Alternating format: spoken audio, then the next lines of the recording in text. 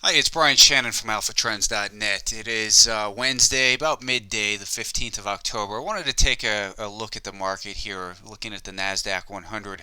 We're obviously still in a primary downtrend. That, of course, is not going to change for a while here.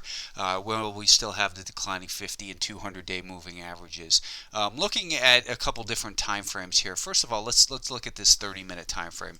A couple people have mentioned, and I've seen it as well, that we've got what might be an inverted head and shoulders pattern forming in here. Problem with this pattern is it's very sloppy, and yesterday's highs near the open really kind of screwed up the neckline, I guess, with that 35 level. 35 seems to be really the area of more significance in here. But what I want to do is take a look actually at something. Well, let's do this first too. Let's take a look at a couple different levels. As I pointed out in a couple static charts on the blog, it looks like we're trying to hold above Monday's lows. Monday's lows were 32.40. We briefly went below that here today at 32.20, $32.36.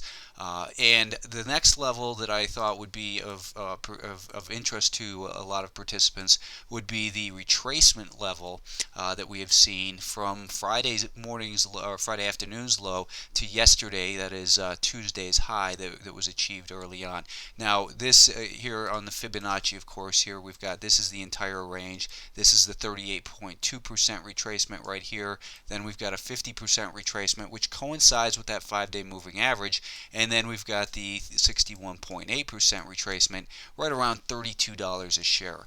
The market looks like maybe it's really just kind of choppy in here. Looking at a 2-minute time frame, here we've got a 2-day VWAP, and you can see that when we broke yesterday's low, that is Tuesday's low here on the open, the market has stayed below that level. That's about $32.20 or so. So we're going to need, there's some hurdles here this market's going to have to clear before we can take a look at an inverted head and shoulders pattern like this with any level of seriousness. So I was going to do a static chart, but I figured it required a little bit more explaining.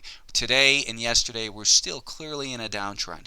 This morning, we've got a classic pattern of lower highs and lower lows. We've got prior support becoming resistance right here early on. The support from this morning is now acting as resistance right here. So our first level this market needs to clear is right here, 32.75. Then we need to get above this level at 33.23. We've also got the daily VWAP right in here at about 32.85. So there's a lot of levels that this market has to clear, which is why you can't really take the long side too seriously yet. You have to always be open to the possibility of a reversal in here. And one other thing I want to point out, because I don't want to go on and on in here, is the VWAP since last week. And what we can do is we can take a look. I'm going to take a VWAP trend tool, and I'm going to drag the trend line straight across.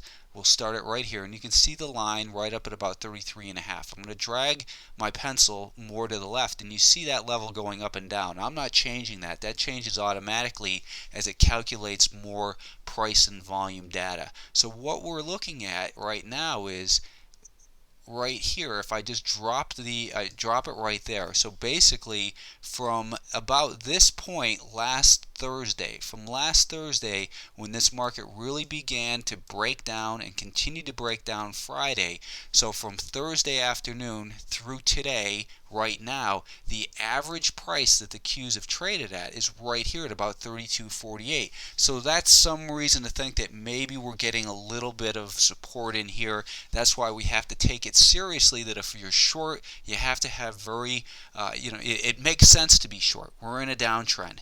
But perhaps this level is being defended because that's the average price since these lows were made.